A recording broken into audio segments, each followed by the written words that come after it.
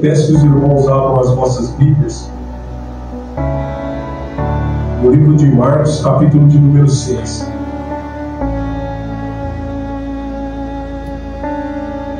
Marcos, capítulo de número 6.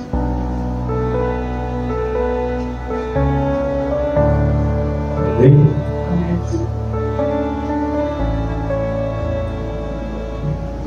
Uma palavra muito conhecida. Marcos, capítulo de número 6, versículo do número 1. E vamos ler até o número 13. Amém? A palavra do Senhor diz assim: Jesus retira-se de Nazaré. E partindo dali chegou à sua terra, e os seus discípulos o seguiram. E chegando o sábado, começou a ensinar na sinagoga. E muitos, ouvindo, se admiravam, dizendo: de onde lhe vêm essas coisas? E que sabedoria é esta que lhe foi dada? E como se fazem tais maravilhas por suas mãos? Não é este o carpinteiro, filho de Maria, e irmão de Tiago, de José, de Judas e de Simão? E não estão aqui conosco as suas irmãs? E escandalizavam-se nele. E Jesus lhes dizia: não há profeta sem honra, senão na sua terra, entre os seus parentes e na sua casa. E não podiam fazer ali obras maravilhosas, somente curou alguns poucos enfermos e impondo-lhes as mãos, e estava admirado da incredulidade deles. Percorreu as aldeias vizinhas, ensinando. Chamou a si os 12 e começou a enviá-los de 2 a 2, e deu-lhes poder sobre os espíritos imundos, e ordenou-lhes que nada tomassem para o caminho, senão um bordão, nem alforje, nem pão, nem dinheiro no cinto, mas que calçassem sandálias e que não vestissem 2 túnicas. E dizia-lhes: na casa em que entrardes, ficai nela até partirdes dali. Enquanto alguns vos não receberem, nem vos ouvirem, saindo dali, sacude o pó que estiver debaixo dos vossos pés, em testemunho contra eles. Em verdade vos digo que haverá mais tolerância no dia do juízo para Sodoma e Gomorra do que para os daquela cidade. E saindo eles, pregavam ao povo que se arrependesse, e expulsavam muitos demônios, e ungiam muitos enfermos com óleo, e os curavam. Amém?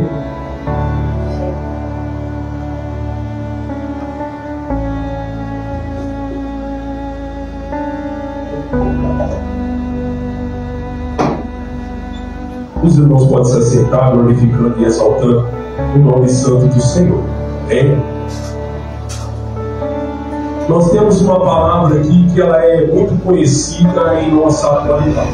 Nós que somos leitores da Bíblia, já passamos inúmeras vezes e já lemos essa passagem e já ouvimos inúmeras pregações referente a essa passagem. O Senhor colocou em minha vida para que eu viesse nessa noite estar ministrando essa palavra que está no Evangelho a qual escreveu Marcos, no seu capítulo de número 6, versículo de número 1 em diante. E é a partir daqui que o Senhor ele vai falar ao meu e ao seu coração. O Senhor vai nos instruir acerca de algumas coisas que nós precisamos ficar com os nossos olhos bem atentos, os nossos ouvidos bem aguçados, para que nós possamos entender o que estava acontecendo aqui neste texto. Nós sabemos bem que Marcos ele nunca foi um apóstolo. Marcos ele é aquele chamado de João Marcos, a qual em uma de suas viagens missionárias o apóstolo Paulo não quis levar ele porque ele havia abandonado o apóstolo Paulo em uma de suas viagens. Mais à frente nós vemos aqui que o apóstolo Paulo também pede para que João Marcos viesse ter com ele e trouxesse alguns itens para que Paulo pudesse estar assim usufruindo daqueles itens a qual ele havia pedido para João Marcos. Nós entendemos que João Marcos ele escreveu este evangelho e os historiadores nos mostram e nos dizem que este evangelho, o evangelho de Marcos, foi o primeiro evangelho a ser escrito. Não foi o evangelho de Mateus, foi o evangelho de Marcos, o primeiro evangelho a qual foi escrito. Então nós entendemos a partir desse texto que Marcos ele começa a relatar alguns feitos sobre o ministério de Jesus. Marcos ele começa a escrever e relatar sobre o ministério de Jesus, sobre o chamado dos 12, sobre o ministério terreno de Jesus, sobre a sua morte e a sua ressurreição. Nós entendemos bem que Marcos ele relata alguns acontecimentos. Quando nós paramos para ver no capítulo de número 5 deste livro de Marcos, nós entendemos aqui que o evangelho, que a palavra do Senhor Jesus Cristo ele vinha agindo poderosamente. Podemos entender que aqui o Senhor Jesus Cristo vinha agindo de uma maneira poderosa e gloriosa. Ele vem neste momento, como está no texto, e ele expulsa o demônio do endemoniado gadareno. Jesus ele vai e expulsa aquele demônio daquele jovem que vivia de uma maneira totalmente deplorável. Ele andava pelos cemitérios, a sociedade tinha medo dele. Talvez esse jovem gadareno ele era endemoniado, não talvez, o texto diz que ele era endemoniado, e Jesus ali expulsa o demônio da vida desse jovem, e esse jovem ele fica curado. A partir daí, esse jovem queria seguir caminho com Jesus e queria ser um discípulo de Jesus. Jesus ele não deixa esse jovem ir, porque Jesus deixa bem claro que ele deveria primeiro fazer. Jesus disse para que ele pudesse primeiramente ir para sua casa e contar para os seus, e que pudesse anunciar aquilo que o Senhor havia feito na vida dele, na cidade aonde ele havia feito todo aquele tipo de atrocidade, aonde as pessoas tinham medo dele. Então quando nós vemos Jesus expulsando o demoniado gadareno, nós entendemos como se fosse a minha vida. Eu mesmo, outrora, quando cometi os meus atos, os meus crimes, os meus delitos, muitas pessoas na cidade de Monte Alto, eles tinham medo de mim. Muitas pessoas de Monte Alto, eles cortavam volta de mim. Mas quando o Senhor me encontrou, Ele me libertou, Ele me purificou, Ele me colocou no caminho dEle. E a primeira missão que Ele deu para mim foi a mesma que Ele deu para o jovem gadareno. Quando você sai daqui, você vai, volta para sua casa e prega na cidade de Monte Alto. Mostra para todos eles aquilo que eu fiz, aquilo que eu transformei a sua vida. Vai para a cidade de Monte Alto e prega. Então, o primeiro lugar que nós estamos começando a obra é na cidade de Monte Alto, e eu creio que aquilo que Deus Ele falou para mim, Ele há de cumprir sobre a minha vida. Nós vemos aqui que depois disso existiam as pessoas que estavam procurando um milagre. Nós vemos aqui a filha de Jairo e a mulher de fluxo de sangue. Jesus, a partir do momento que Jesus ele foi ali e libertou e expulsou o demônio daquele jovem gadareno, que aquele jovem já saiu evangelizando, já saiu anunciando a palavra do Senhor, automaticamente o Senhor está continuando a fazer sua obra, e ele se encontra com Jairo. Ele se encontra com Jairo, e Jairo tinha sua filha, e também logo na sequência que Jairo está clamando ao Senhor, chega a mulher de fluxo de sangue. Nós vemos então que Jesus ele está fazendo uma obra poderosa aqui no capítulo de número 5. Após Jesus Cristo ter ressuscitado a filha de Jairo, ter curado a mulher de fluxo de sangue, ele chega em Nazaré. Quando nós vemos Jesus chegando em Nazaré, a primeira coisa que nós entendemos é que partindo dali chegou a sua terra e os seus discípulos o seguiram. Saindo dali, ou seja, Jesus saiu daquelas cercanias onde ele estava curando, transformando, libertando, e ele vai para Nazaré. Nós entendemos bem que Jesus e os seus discípulos, eles foram para Nazaré. Nós temos que entender uma grande questão aqui neste texto para que nós possamos entender. Quando nós vemos o Evangelho de Lucas, no seu capítulo de número 4, nós vamos entender da seguinte maneira: Jesus ele foi expulso de Nazaré, ameaçado de morte. Jesus ele saiu correndo de Nazaré a ponto das pessoas quererem matar Jesus. Para refrescar a memória dos irmãos, eu quero que os irmãos lembrem que Jesus ele estava pregando, anunciando e fazendo as suas obras. E certas pessoas chegaram para ele e disseram assim para ele: faz os mesmos milagres que você fez por aí, faz aqui na tua terra. Jesus olhou bem na incredulidade deles, Jesus olhou bem na dureza do coração dele e disse: existiam muitos leprosos na época de Naamã, o Sírio, mas somente Naamã foi curado. Jesus começou a desferir palavras duras para eles, e naquele momento a ira foi tão grande que eles encurralaram Jesus e quiseram matar Jesus. A Bíblia vai nos ensinar que em Nazaré algo de sobrenatural aconteceu, porque a Bíblia diz que Jesus passou no meio deles, eles não viram e Jesus fugiu dali, e Jesus começa a fazer as obras dele. Eu quero que você entenda uma coisa, que Jesus aqui é um ser misericordioso, maravilhoso, é um ser cheio de compaixão. Jesus, quando ele andou na face da terra, ele deixou bem claro aquilo que ele tinha na sua vida. Ele veio para liberar o perdão para as pessoas, ele veio para buscar e salvar aquilo que se havia perdido. Na atualidade nossa, se algumas pessoas fizessem isso conosco, com medo de perder as nossas próprias vidas, nós nunca mais voltaríamos àquele lugar onde as pessoas quiseram nos matar. Existem relatos por aí de pessoas que são juradas de morte em vários países, ou são juradas de morte em várias cidades, e elas não têm coragem de voltar. Elas vivem foragidas, elas vivem fora de sua cidade pro resto da vida, porque elas sabem que se voltarem lá, talvez podem perder a sua própria vida. Mas Jesus, ele não estava preocupado com a sua própria vida. Jesus é tão misericordioso que mesmo as pessoas querendo matar ele, mesmo o povo de Nazaré expulsando ele, Jesus dá uma outra oportunidade. Aqui é a segunda vez que Jesus volta em Nazaré. Jesus está dando uma segunda oportunidade para que as pessoas pudessem ouvir a palavra da verdade. Jesus está dando a segunda oportunidade para que o povo de Nazaré possa ouvir as boas novas de salvação, possa aceitar ele como único e suficiente Salvador, possa reconhecer ele como Messias, o Filho de Deus, aquele que tira o pecado do mundo. Mas nós vemos que Jesus, ele vinha com os seus 12 discípulos. No versículo de número 2, a Bíblia vai chegar e falando assim: e chegando o sábado, começou a ensinar na sinagoga, e muitos ouvindo se admiravam, dizendo: de onde lhe vem essas coisas? E que sabedoria é essa que lhe foi dada? E como se fazem tais maravilhas por suas mãos? Aqui nós vemos que a primeira coisa que Jesus ele chega e faz é ensinar. Jesus ele chega na sinagoga em um sábado, como era de costume do povo judeu, e ele começa a ensinar ali naquela sinagoga. O sábado nós sabemos bem o que significava e o que significa ainda o sábado para a nação de Israel, tanto na época a qual está aqui o período bíblico, tanto na atualidade. Nós sabemos bem que a nação de Israel, ela não aceitou o Jesus que nós cremos. Esse Jesus que nós cremos e que nós estamos aguardando a vida dele para que possa vir buscar a igreja dele, a noiva dele.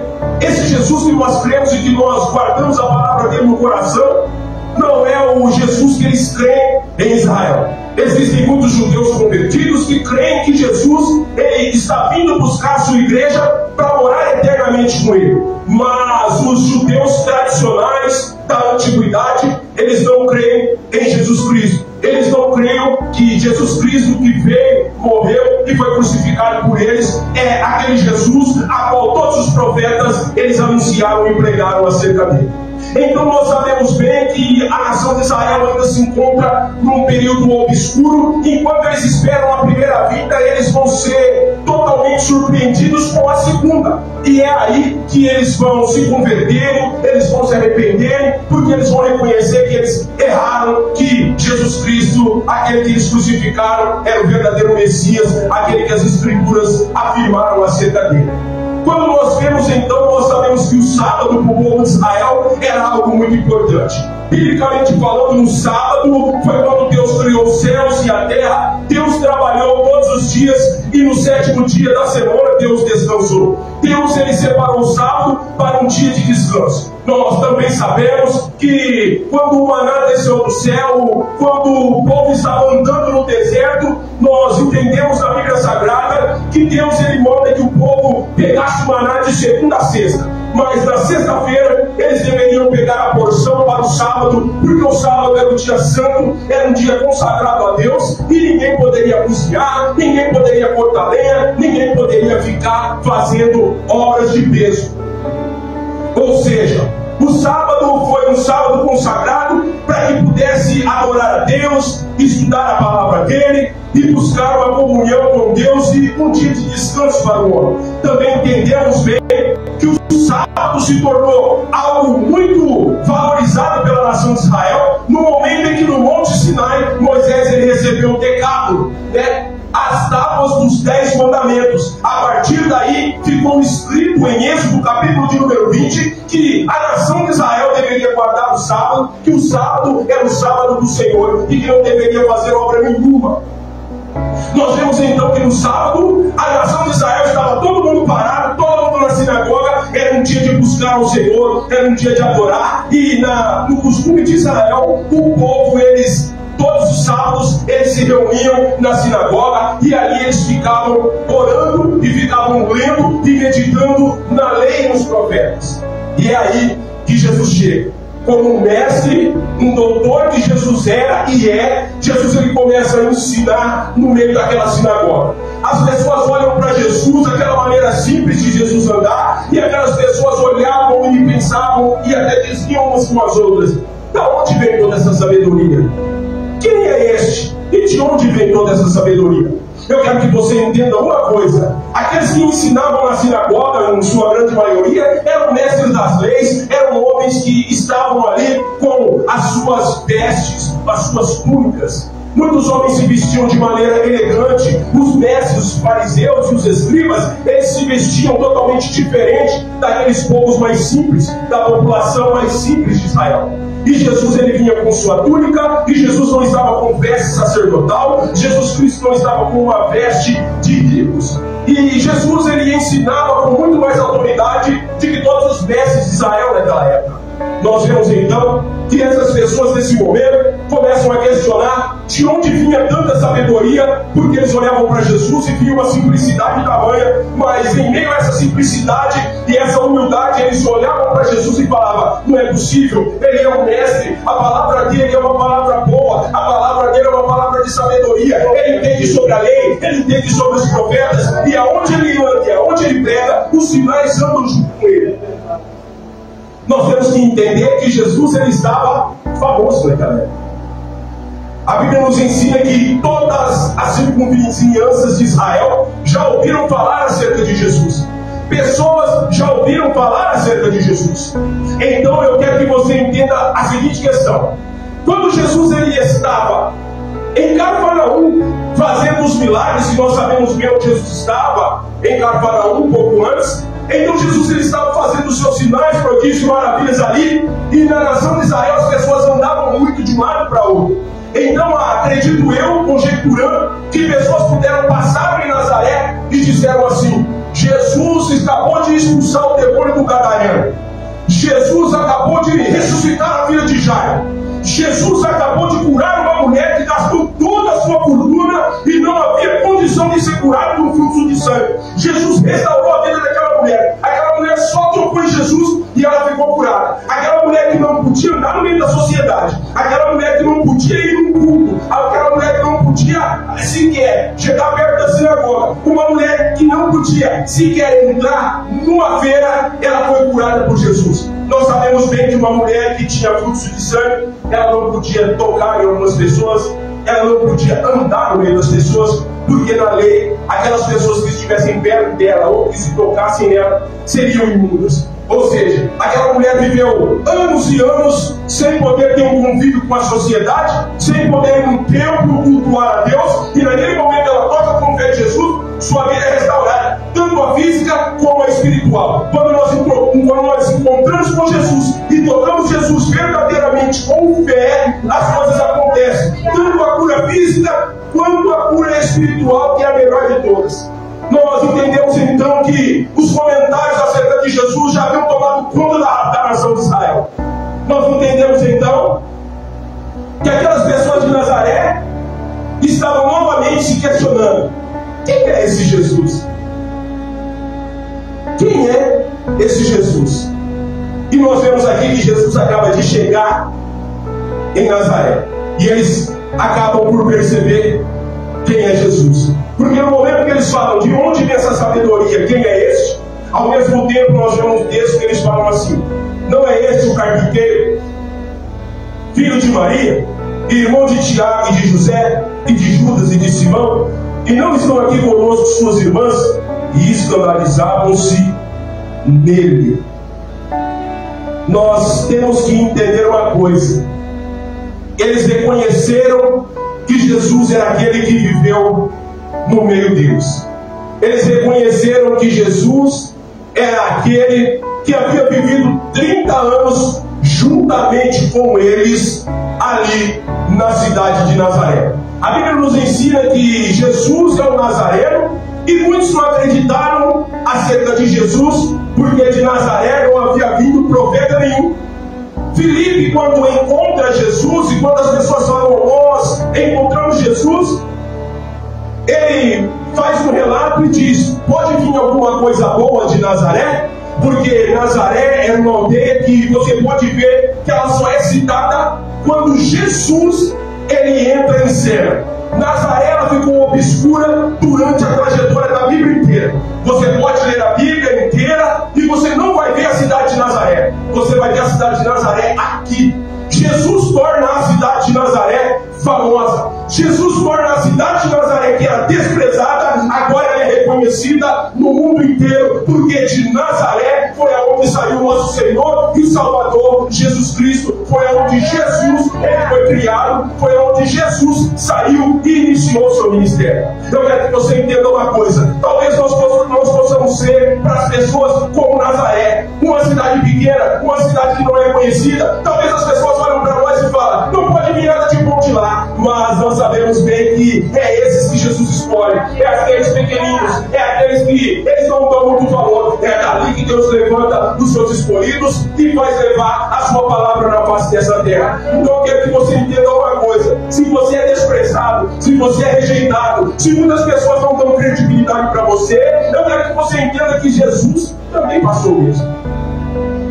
Hoje, nessa noite, Jesus ele vai nos ensinar por intermédio da palavra, e já está nos ensinando aqui que nós precisamos ouvir esta noite. Nós precisamos que a nossa fé seja reafirmada dia após dia, porque nós podemos também passar as mesmas coisas que Jesus passou. Aqui eles olham e eles menosprezam Jesus. Eles falam, esse aí não é aquele que morava aqui conosco? Esse aí não é aquele que viveu a vida inteira dele aqui conosco? Eles não creram em Jesus por causa disso. Eu quero que você entenda algumas coisas. Às vezes, as pessoas que estão mais próximas de nós, as pessoas que estão mais próximas do nosso cotidiano, do nosso dia a dia, são as pessoas que não vão ver a grandeza de Deus em nossas vidas. Eu quero que você entenda mais uma vez, eu vou repetir. Às vezes, na maioria das vezes, são as pessoas que se encontram no nosso cotidiano, no nosso dia a dia, mais próximo de nós, são essas pessoas que não vão ver a grandeza de Deus na nossa vida. São essas pessoas que vão rejeitar a palavra de Deus que sai da nossa boca.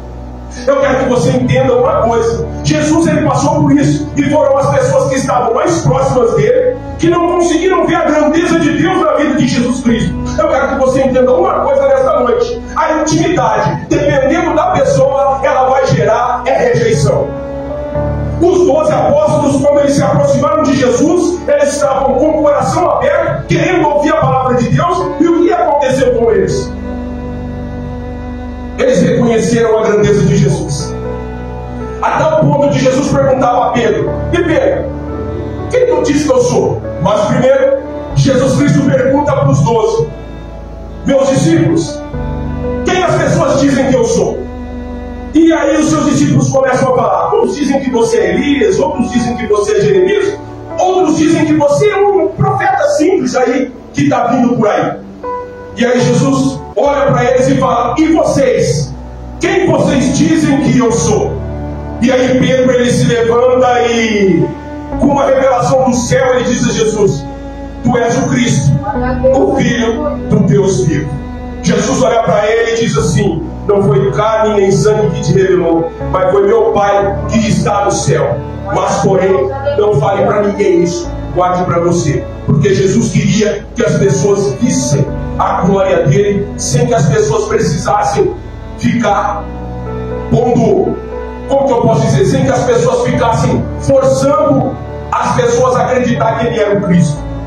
Nós podemos entender que os apóstolos, com o coração aberto, reconheceram que ele era o Cristo, o Filho do Deus vivo. As pessoas, com sua venda em Nazaré, não acreditaram que ele era o Cristo, o Filho do Deus vivo. Os discípulos tiveram um tanto de experiência com Jesus. A experiência que os discípulos tiveram com Jesus gerou intimidade, e a intimidade gerou no coração dos discípulos que eles conseguiram perceber que Jesus Cristo era o Filho de Deus, Ele era o Messias, Ele era o Rei dos Reis, Senhor dos Senhores, aquele que as Escrituras testificaram acerca deles. Os discípulos não duvidaram, eles creram em Jesus e caminharam com Jesus. O que eu quero que você entenda é que as pessoas de Nazaré foi ao contrário. As pessoas de Nazaré estavam querendo ver os milagres, ver os sinais, ver as maravilhas. As pessoas de Nazaré estavam focadas, querendo ver algum sinal, algum milagre, as pessoas largando muleta, paralítico andando, o leproso sendo curado, o cego enxergando, o surdo ouvindo. Nazaré queria ver isso. Eles não queriam ver Jesus como o Messias, o Salvador, o Cristo, o Filho do Deus vivo. Hoje, na atualidade, nós podemos entender que as coisas não vão muito longe disso. Quando o Senhor me deu essa palavra, Ele me deu duas, e eu esperei que o Senhor colocasse em meu coração aquilo que Ele queria que eu falasse. É aquilo que nós precisamos ouvir para que nós não venhamos cair na mesma artimanha do inimigo que ela caiu, Nazaré caiu. Nós devemos estar sempre vigilantes para que nós não venhamos cair no mesmo engano que as pessoas de Nazaré caíram. Porque quando Jesus chegou em Nazaré, as pessoas não deram credibilidade para Jesus. E a Bíblia vai nos ensinar que nesse momento, essas pessoas tinham tamanha intimidade com Jesus, que viveram 30 anos com Jesus. 30 anos viveram ali com Jesus, Jesus cresceu no meio deles, e eles não acreditaram que Jesus era o Messias. Eu quero que você entenda uma coisa, por experiência própria. Isso é experiência de vida que eu vivi, algumas experiências. Sou novo, mas porém vivi algumas experiências na minha vida e muitas experiências. E eu falo com convicção de experiência própria, que pessoas se encontram com pessoas em Nazaré, que têm intimidade com pessoas que são homens de Deus e mulheres de Deus, mas começam a questionar de onde vem sabedoria, começam a questionar de onde vem tamanha a capacidade, começam a questionar se realmente é homem de Deus, se realmente é mulher de Deus. Eles começam a questionar. Eu fiz isso na minha vida. Fiz isso na minha vida. Quando eu não conhecia Jesus, eu questionava as pessoas. E quando eu aceitei Jesus também, eu comecei a questionar muitas pessoas. Será que esse irmão é mulher de Deus? E eu convivia com os irmãos, convivia com as irmãs, via que as irmãs tinham um esforço com a obra de Deus, os irmãos também, mas às vezes eu ficava, mas será? E às vezes eu não conseguia ver a grandeza daqueles irmãos e irmãs que passaram em minha trajetória. Acredito que muitas pessoas na atualidade também podem cometer esse tipo de erro, mesmo sendo cristão. Nós estamos aqui falando de crentes, tá? E eu acredito que nós que somos cristãos, nós podemos cometer alguns erros como muitos homens e mulheres de Deus cometeram. Eu aprendi com essa falha e lendo esse texto muitos e muitos anos atrás. E eu aprendi com esta palavra que nós não devemos ficar olhando para a pessoa, se ela é de Nazaré, de um lugar que não saiu profeta bom nenhum, ou se ela é de uma família de traficante, assaltante, ladrão, ou se ela veio lá da prostituição, ou se ela veio lá do final, da onde ela veio. Nós não devemos julgar. Será que essa irmã foi liberta mesmo da prostituição? Será que esse irmão foi liberto mesmo do crime? Da onde vem essa sabedoria? Não sei não. Estava no crime até onde? Estava com nós aqui até onde? Nós não devemos fazer esse tipo de pensamento. Mas na maioria das vezes nós, às vezes, fazemos isso. Só que hoje o Senhor ele está nos ensinando que nós devemos tomar muito cuidado com isso. Quando nós olhamos para dentro desse texto, nós começamos a entender o que é que aconteceu em Nazaré, e o texto vai seguindo adiante que eles não conseguiram obter de Jesus aquilo que eles queriam. A Bíblia fala que Jesus não pôde fazer muitos milagres ali no meio daquele povo. Por que Jesus ele não pôde fazer muitos milagres no meio daquele povo? Jesus ele deixa bem claro no texto: Foi por causa da incredulidade deles que Jesus não pôde fazer muitos milagres.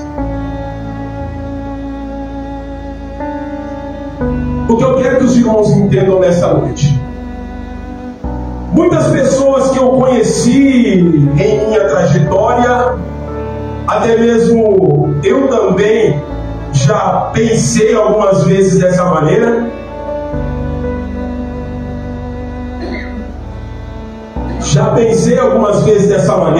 Porque nós começamos na presença do Senhor tomando leitinho, assim como o apóstolo Paulo fala. Nós começamos como meninos na fé. Ninguém começa comendo alimento sólido. O alimento sólido vem depois. Paulo fala que tem que tratar a criança com leitinho. E nós somos criados com leitinho. Assim como nós nos convertemos, nós vamos sendo criados com leitinho, vamos engatinhando, vamos crescendo. Aí vem o alimento sólido. Aí se cumpre aquilo que Paulo fala em Efésios. Nós chegamos na estatura de varão segundo a vontade de Deus. Enquanto isso, eu e você estamos crescendo na graça do conhecimento, estamos evoluindo na palavra de Deus. Então, em toda a nossa vida, nós vamos continuar evoluindo e aprendendo com a palavra de Deus. Vamos começar a descobrir que nós temos que mudar algumas coisas que pensamos. E quando nós olhamos aqui, quando nós se deparamos com esse texto, nós vemos que as coisas precisavam ser mudadas. Eu mesmo já pensei o que eu vou falar para os irmãos. Poxa, no ministério, não sei, estou vendo cura. Eu estou vendo cura, irmão. Estou vendo libertação, não estou vendo avivamento, não estou vendo nada no ministério. O que está acontecendo no ministério desse homem? Tem alguma coisa errada aí. Alguma coisa errada com o pastor, o sobreiro, o grupo de obreiros, alguma coisa acontecendo aí nesse meio. A coisa não vai. Só que nós temos que entender a seguinte questão. Jesus ele nos ensina que pode acontecer sim de alguém não estar na posição a qual agrada a Deus, e assim as coisas não podem acontecer. A Bíblia nos ensina que pode acontecer algumas coisas dentro da igreja, mas que não são de Deus, são do inimigo. A Bíblia também nos ensina, como nesse texto, que as coisas não podem acontecer dentro de uma igreja ou em qualquer outro lugar que você estiver, simplesmente porque nós não acreditamos naquele que Deus está usando para ministrar a palavra sobre as nossas vidas. As coisas não aconteceram na minha vida porque eu não acreditava na palavra que o meu pai ministrava sobre a minha vida. Fiquei anos e anos e anos andando errante no mundo. Meu pai pregando a palavra de Deus e eu não cria naquilo que saía da boca do meu pai. Então eu não recebia a transformação de Deus na minha vida. Eu não recebia o que Deus tinha para mim. Mas foi um dia que eu dei credibilidade à palavra de Deus e comecei a entender os mistérios da palavra dele. Foi que as coisas começaram a acontecer na minha vida. É assim. Se você não crê, a palavra não acontece na sua vida. Não tem como Jesus fazer nada se você não crê. A fé vem pelo ouvir a palavra de Deus. Eu não dava credibilidade à palavra de Deus que era anunciada na boca do servo dele que morava dentro da minha casa. As coisas não aconteceram. Mas quando eu me arrependi, lembrei de tudo aquilo que o servo dele falou, aí Deus falou: agora sim, levanta, cinge o teu lombo, que eu vou fazer uma obra na sua vida. E foram se passando os anos, e hoje eu estou aqui para a honra e glória do Senhor. As coisas só aconteceram porque eu abri o coração para a palavra. Eu criei aquilo que o servo dele falou e a transformação aconteceu. O povo de Nazaré não recebeu muita coisa porque não acreditaram no simples e humilde carpinteiro que nasceu ali e viveu no meio deles. A intimidade às vezes vai gerar a rejeição de algumas pessoas. E não pasme, não fique assustado quando isso acontecer. A pessoa que estiver mais próxima de você, olhar para você e falar: será que essa palavra é de Deus? Será, rapaz, que isso aí vem de Deus? Será que daí pode sair alguma coisa boa? Foi igual falaram para Jesus de Nazaré: pode sair alguma coisa boa? Nós devemos continuar firmes porque nós vamos passar por isso. Nós vamos passar por isso. Nós temos que entender que nós vamos passar por isso. Aquela pessoa que foi liberta das drogas, algumas pessoas vão falar: será? Aquela pessoa que morou em situação precária, as pessoas vão olhar e vão falar: será? Quando eu saí do presídio, as pessoas olharam e falaram para o meu pai: não vai durar muito tempo, vocês estão tendo que engolir. Já fazem anos que eu estou na presença do Senhor e não voltei não tive recaída não peguei no revólver não usei droga não fiz vergonha não. Mas as pessoas ficam todas torcendo para que o crente caia. É aquilo que eu falei para os irmãos em umas pregações. As pessoas hoje ficam torcendo para que possam falar: não falei? Não ia durar muito tempo. Agora eu quero que você entenda uma coisa. Jesus chegou aqui e ele disse que não existe profeta sem honra senão da sua própria pátria, da sua própria casa. Só que eu quero que você entenda a questão de como era o profético da época de Cristo. O profético da época de Cristo era como? Quando Deus levantava um profeta da nação de Israel, vou colocar como profeta Isaías, o profeta messiânico. O livro de Isaías é uma Bíblia dentro da Bíblia.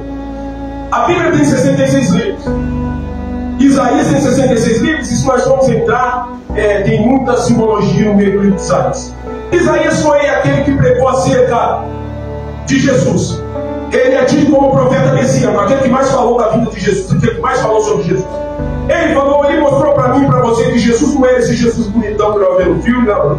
Jesus não é o Jesus italiano aí, olho verde, cabeludo e barbudão, aquele Jesus que as mulheres veem, né? Meu Deus, é modelo. O Jesus que colocaram hoje é modelo.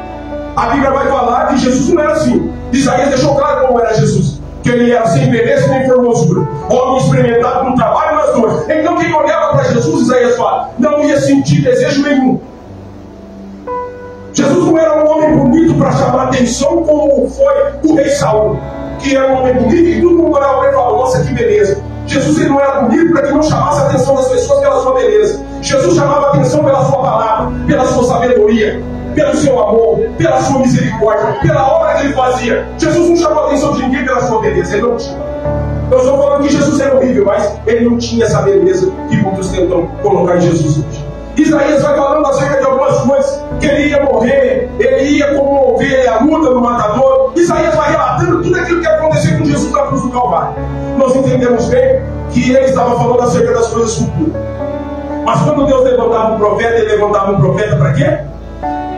Para ensinar, para pregar e anunciar as coisas que o Senhor queria que a nação entendesse. Um profeta é responsável para apontar o caminho que leva a Deus. O profeta é responsável para alertar sobre o pecado que a nação estava caindo.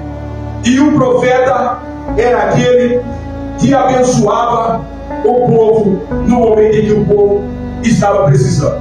Então nós vemos que o ministério profético não era igual ao de hoje, que nós vemos hoje acontecendo por aí.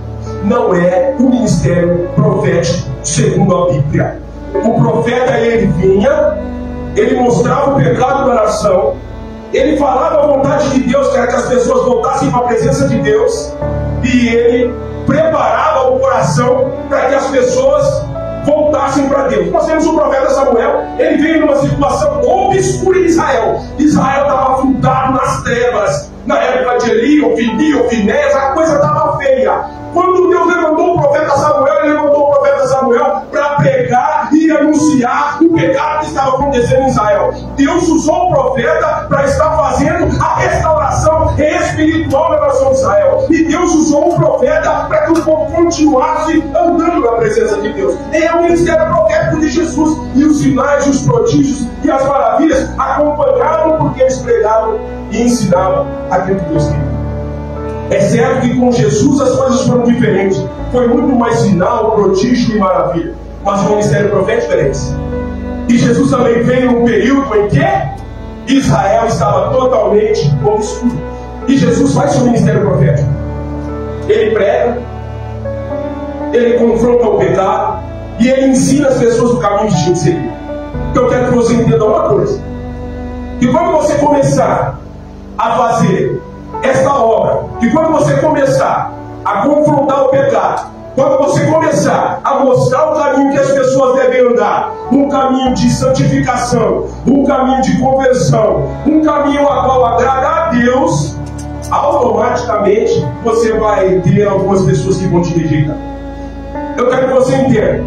Jesus disse que ele foi um profeta sem honra, senão em sua própria parentela.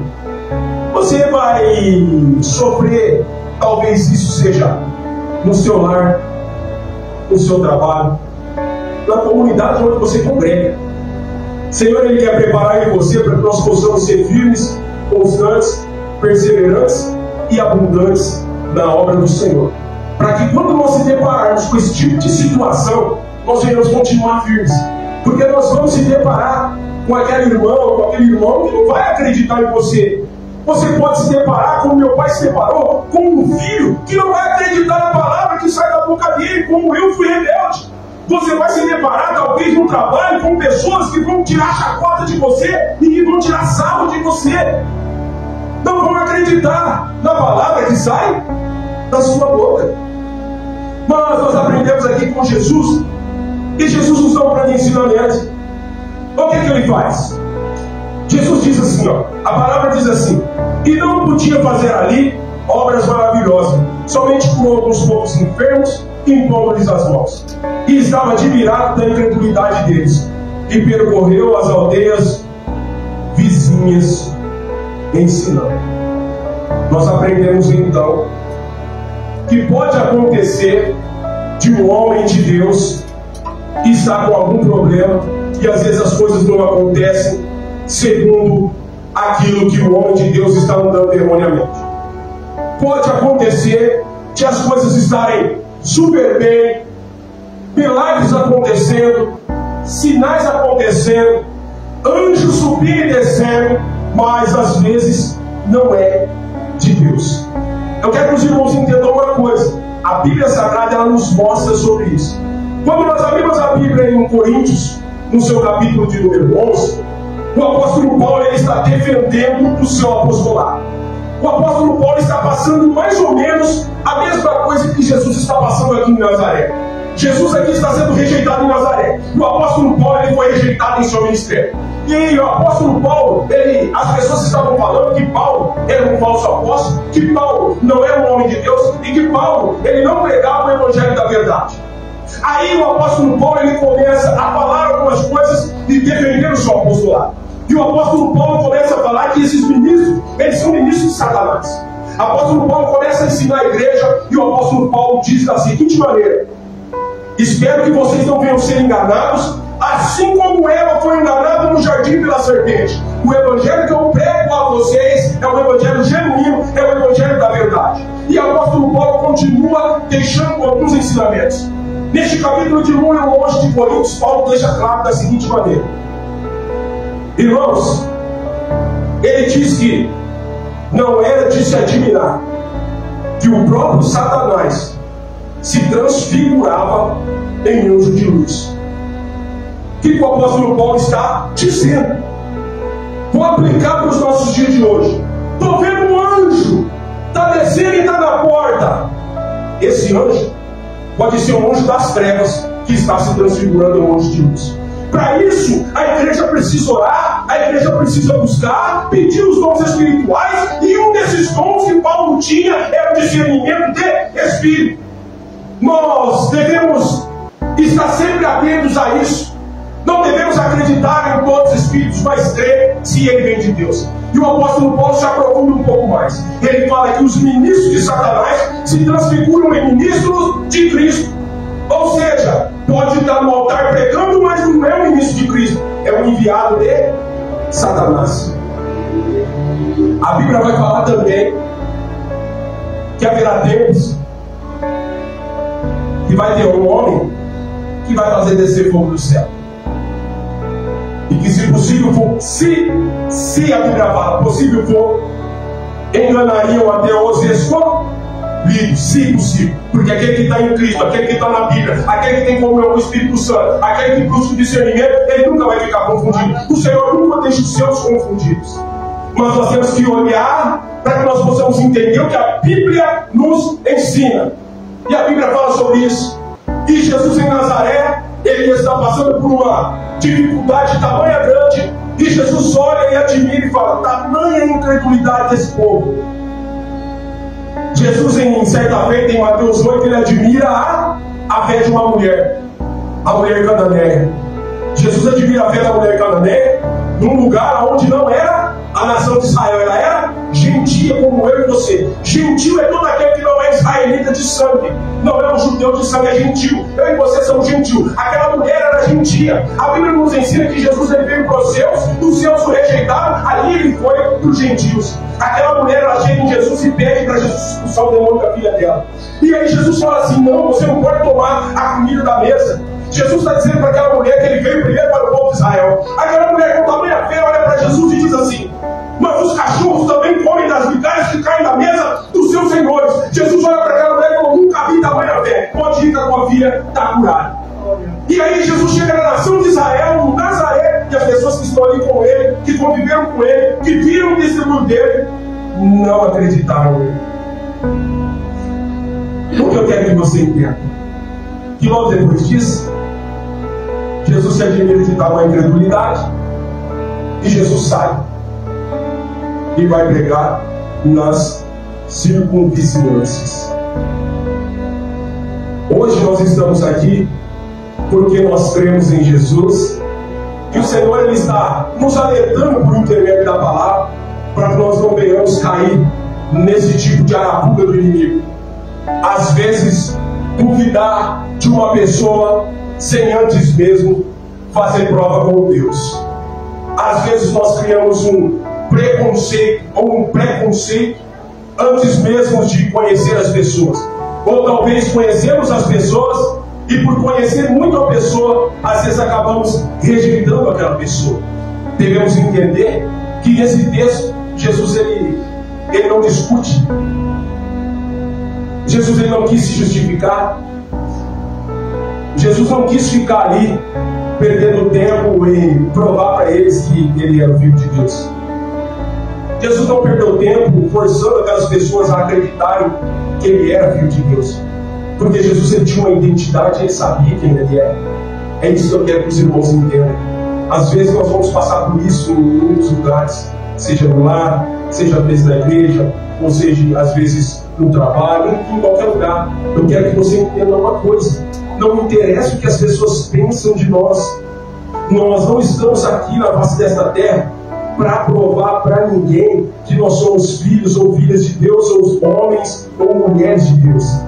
Porque nós sabemos bem de onde Deus nos tirou, nós sabemos bem que somos homens de Deus, sabemos bem que somos mulheres de Deus, e nós não precisamos ficar preocupados em provar nada para ninguém, porque às vezes nós vamos ser reprovados e rejeitados, assim como Jesus foi pelos homens, mas aprovados diante de Deus. Às vezes nós somos aprovados diante dos homens e rejeitados diante de Deus, assim como o rei Saul. Mas nós devemos importar é com o quê? Que nós sabemos que a nós foi nos dado o direito de sermos chamados filhos e filhas de Deus por intermédio de Jesus. Então não importa se vão nos rejeitar, o que interessa é que somos filhos e filhas de Deus, o que interessa é que somos homens e mulheres de Deus, e não precisamos provar nada para ninguém, porque o Senhor conhece o coração de cada um, o Senhor conhece a intenção do coração de cada um. Então se alegre nesta noite, porque sabemos que o Senhor é aquele que fala com a sua igreja.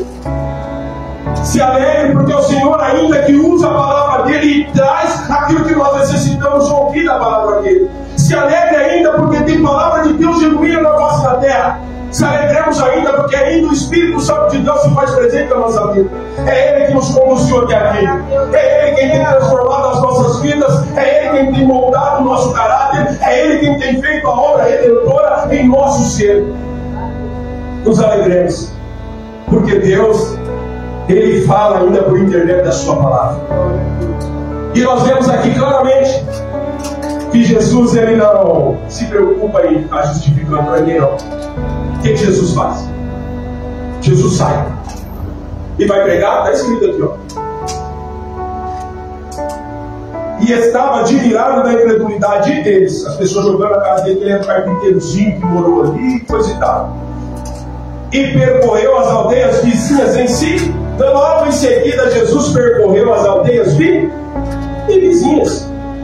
A grande questão disso tudo que eu vou falar para vocês, talvez você vá até se assustar. Jesus não fica num lugar onde ninguém quer ir, não. Jesus vai logo sair e Jesus sai, ele não fica num lugar onde ninguém quer ir, não. Se você não quer Jesus, ele vai ficar na sua vida, não. Ele vai ficar mendigando, não. Jesus, ele vai deixar esse texto claro, com a experiência que ele teve em Nazaré. O que eu estou pregando é Bíblia. Se Jesus não é bem-vindo num lugar, ele sai automaticamente. Se você não está também no templo do Espírito Santo, não cuidar do teu tempo, do teu corpo, que é o templo do Espírito Santo, automaticamente ele sai da sua vida. Ele não fica num lugar onde não tratam ele com honra, com dignidade, com benevolência.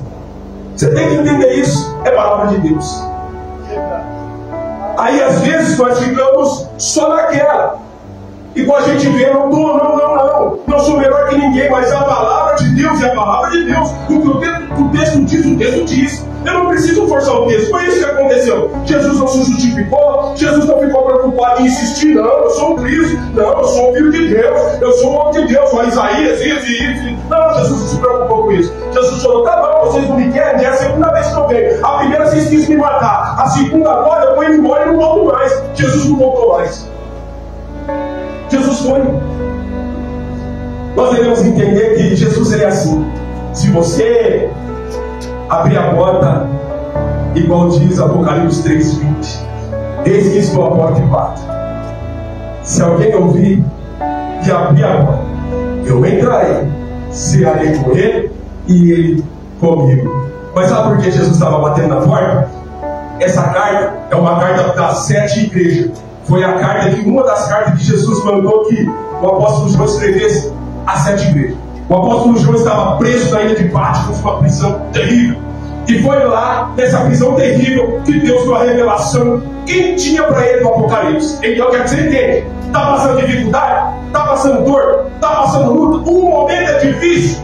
Fica atento. Fica na dispensação. Fica no Espírito, que é nesses momentos aí que Deus quer usar. É nesses momentos aí que Deus revela. É nesses momentos aí que Deus enche de poder. O poder de Deus aperfeiçoa na nossa fraqueza, é a Bíblia. E aí, o apóstolo João lá sofrendo na maior fraqueza, na maior tribulação, vem a revelação do Apocalipse. E por que Jesus está falando isso que estou à porta e bato? Se alguém ouvir a voz de Jesus abrir a porta, ele vai entrar, vai cear e vai ser maravilha. Mas Jesus estava para fora. Em uma carta que foi escrita para a igreja de Laodiceia, sabe por que Jesus estava para fora? Foi igual fizeram em Nazaré. Não deram devida honra para Jesus. Não deram devida benevolência para Jesus. Na igreja de Laodiceia não estavam tratando ele como Senhor. E o que Jesus fez? Para fora. Foi para fora. A igreja estava tendo culto. A igreja estava tendo liturgia. A igreja estava tendo música. A igreja de Laodiceia é uma igreja rica, abastada, vamos se dizer, milionária. Só que a presença de Jesus não estava ali. Jesus estava do lado de fora e batendo na porta. Escreve para eles lá que eu estou do lado de fora e estou batendo, para eles se arrependerem. E Jesus disse que ainda estava cego, pobre, nu. A Bíblia vai falar que é miserável. Mas tem tradução que vai falar desgraçado. Que não é palavrão. Desgraçado é sem graça. Sem a graça. Está escrito em algumas traduções, você vai ler lá. E Jesus fala, compra colírio para que pingue os olhos por aqui. Veja. E pela misericórdia, nós como igreja, vai estar com o olho aberto e vendo. Nós estamos com o olho aberto e vendo. Eu particularmente ando com o olho aberto e vendo o que está acontecendo em nossas atualidades. O que eu digo para você é claramente, se você não quer Jesus, ele vai embora. E ele é misericordioso. Ele vai fazer como ele fez em Nazaré. Ele vai voltar a qualquer hora, ele vai de novo. Ele vai de novo. Nazaré quis matar Jesus, Jesus voltou. Jesus é misericordioso. Ele é cheio de amor, ele é cheio de graça, ele volta. E o que eu quero que você entenda com isso? Existem inúmeras pessoas que fizeram mal para mim. Inúmeras pessoas fizeram mal para mim. Outras pessoas aí até eu fui abandonado. Tem negócio de crime e tudo mais. Guardava um rancor, rapaz, uma mágoa no coração. E a gente aprende com a palavra de Deus. Que a gente tem que anunciar a palavra de Deus até para aqueles que fizeram a maldade para a gente. Até para aqueles que tentaram contra a nossa própria vida. tentaram contra a própria vida de Jesus. E Jesus foi lá e pregou: isso aqui é palavra. Isso aqui eu estou tirando é da Bíblia. Só estou trazendo aqui assim, o que o texto está falando. Só estou trazendo para os irmãos o que o texto está falando. Jesus foi ameaçado de morte e mesmo assim ele voltou lá para pregar de novo. Então, às vezes algum irmão faz alguma coisa, pisa no nosso tempo, ele vai nem para a cara do irmãozinho, dependendo do que acontece. Mas não vai para a cara do irmãozinho. Nós que estamos aqui somos crentes, mas você sabe que tem muito crente. Eu já ouvi dentro de congregação. Se eu ouvir aqui, eu falo. Se eu ouvir aqui, eu falo. Ah, eu não vou com a cara daquela irmã. Não vou com a cara daquela. Dentro da própria igreja falando isso aí. Se eu ouvir isso aqui dentro da igreja, eu repreendo na hora. Existe dentro da própria igreja a pessoa falando isso. Não vou com a cara daquela irmã. Não gosto daquela irmã. Aquela irmã é isso, aquele irmão é aquilo, aquele irmão é aquilo outro. Dentro da própria igreja. E Jesus nos dá um grande ensinamento que depois de ter feito o bem para todo mundo, ele foi colocado na cruz, as pessoas estavam zombando dele, falou: se você é o filho de Deus mesmo, desce daí, se salva. Pregar Jesus no madeiro. E aí Jesus olha lá de cima e fala: Pai, perdoa eles, que eles não sabem o que fazem. Estevão, em Atos dos Apóstolos, no capítulo de número 7. Ele estava prestes a se apedrejar. E estava lá quem? Saulo, o apóstolo Paulo, segurando as vestes daqueles que estavam ali, matando Estevão apedrejado. E quando Estevão está sendo apedrejado, ele fala: Pai, recebe o meu espírito e não impute esse pecado sobre eles. E às vezes essa é a dificuldade que o ser humano tem. E a gente ouve, às vezes, os irmãos, a irmã tem tempo de converter. A irmã tem de crente convertida, eu tenho de idade. A irmã já passou por inúmeras coisas, já viu esses comentários, essas pequenininhas dentro de igreja, já vimos. E hoje, na atualidade, nós vemos. Só que a Bíblia nos ensina que nós temos que corrigir. Nós temos que abrir o nosso coração para não deixar que um pouco de fermento leve de toda a massa. E o texto aqui vai nos deixar bem claro que Jesus, ele é tão maravilhoso que a partir daí Jesus não quer mais saber de Nazaré. Sabe o que Jesus faz? Jesus, ele vai e comissiona os seus discípulos. Jesus coloca de 2 em 2 e fala: vai pregar a palavra. E a Bíblia vai nos ensinar que Jesus ordenou que nada tomassem para o caminho, senão um bordão, nem alforje, nem pão, nem dinheiro no cinto.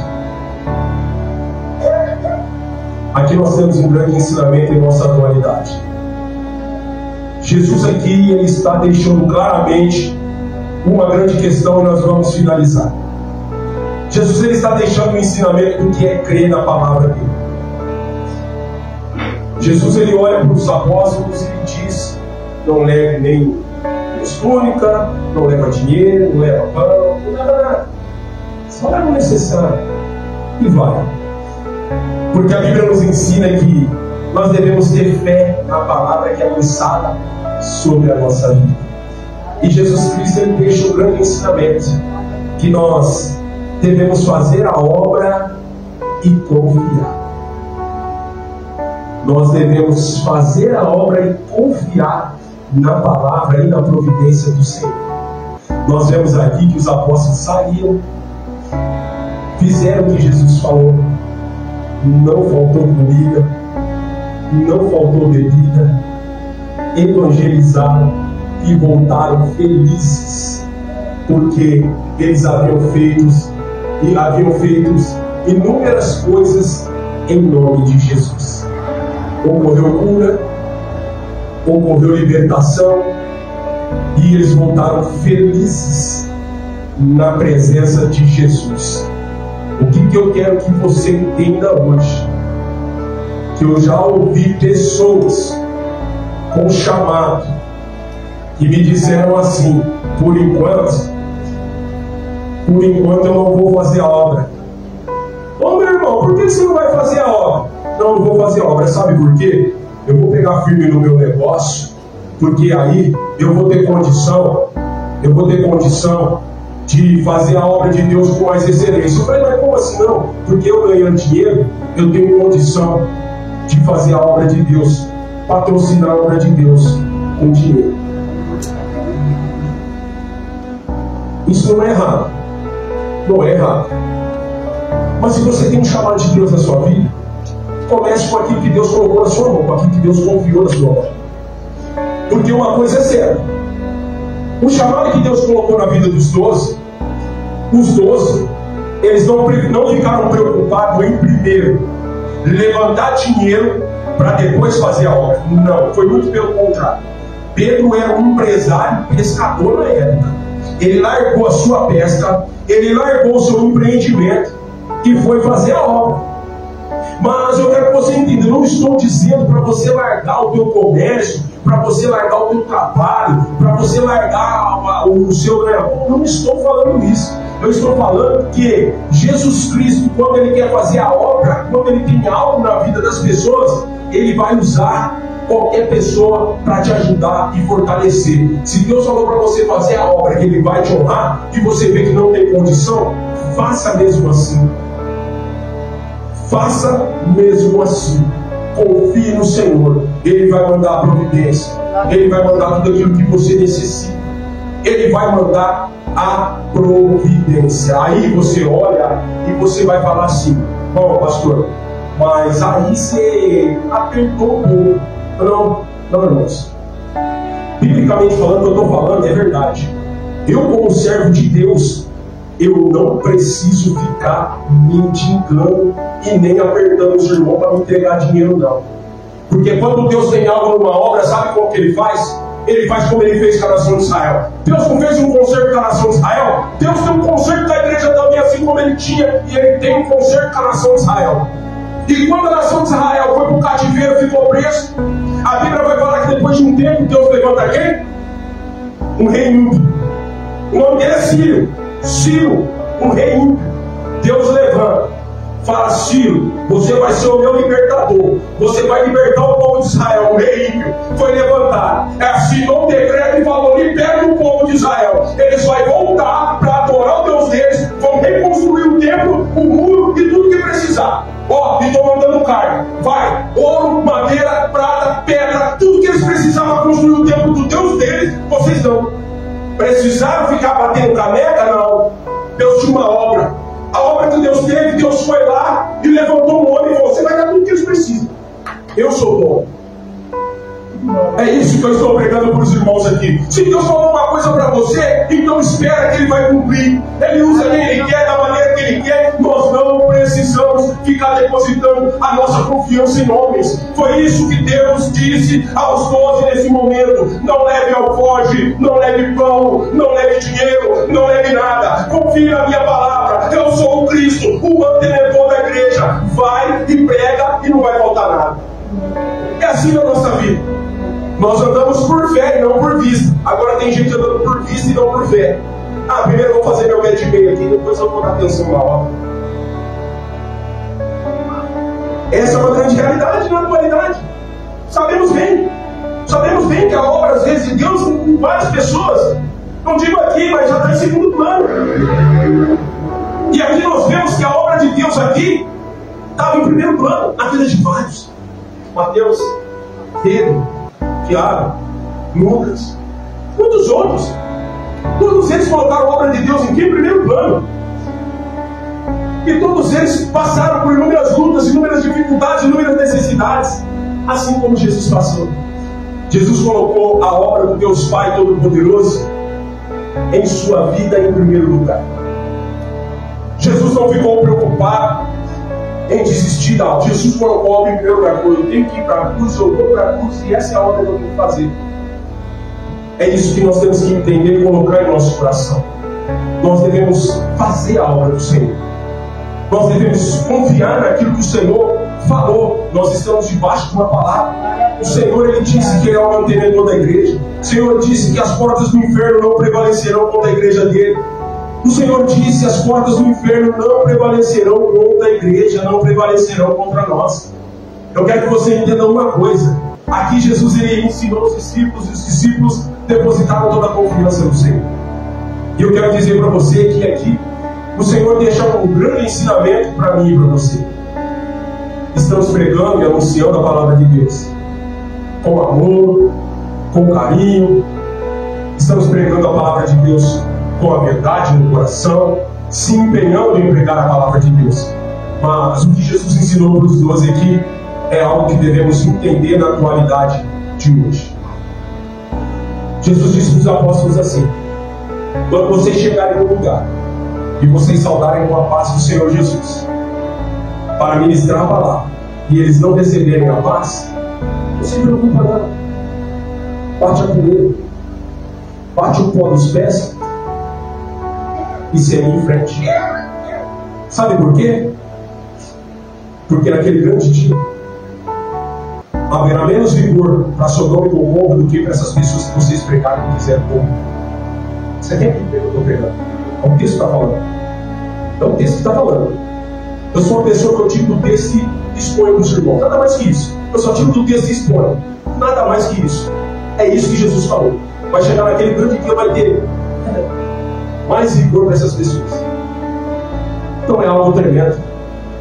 Jesus está ensinando para os 12, ó, bate a poeira dos pés, segue em frente pregando. Tem mais pessoas querendo ouvir a palavra de Deus, mais pessoas necessitadas de ouvir a palavra de Deus.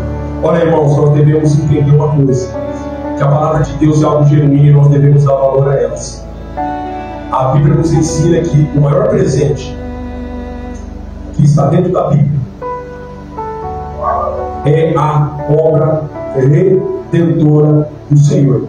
Toda a Bíblia é uma dádiva de Deus, é um presente de Deus para nós.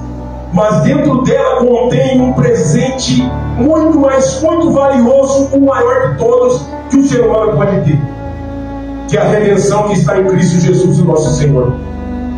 E nós temos que entender, irmãos, que não é por força nem por violência.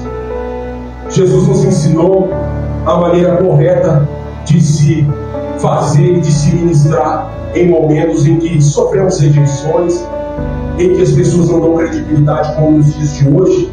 Muitas pessoas não querem mais dar credibilidade à palavra de Deus, e assim sucessivamente.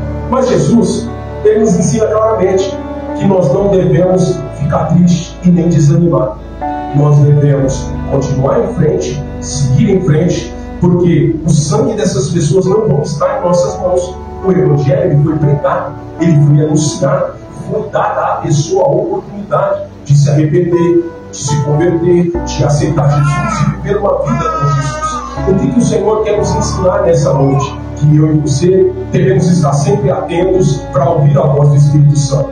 Devemos estar sempre na presença de Deus, assim como nós estamos. E devemos estar preparados para sofrer rejeição dos que estão dentro da nossa própria casa, de sofrer rejeição dos nossos amigos do trabalho, de sofrer rejeição até mesmo dos nossos vizinhos, de sofrer rejeição de inúmeras pessoas. Jesus também sofreu. Mas uma coisa nós devemos aprender: que nada disso pode deixar com que nós venhamos desfalecer na fé. A nossa fé tem que estar firme, genuína e firmada na palavra de Deus. Jesus nos ensina claramente sobre isso. Nós não devemos ficar preocupados com aquilo que o ser humano pensa da gente. Devemos estar preocupados com aquilo que Deus, Ele pensa de mim e de você. A palavra de Deus, ela tem que ser o centro das nossas vidas.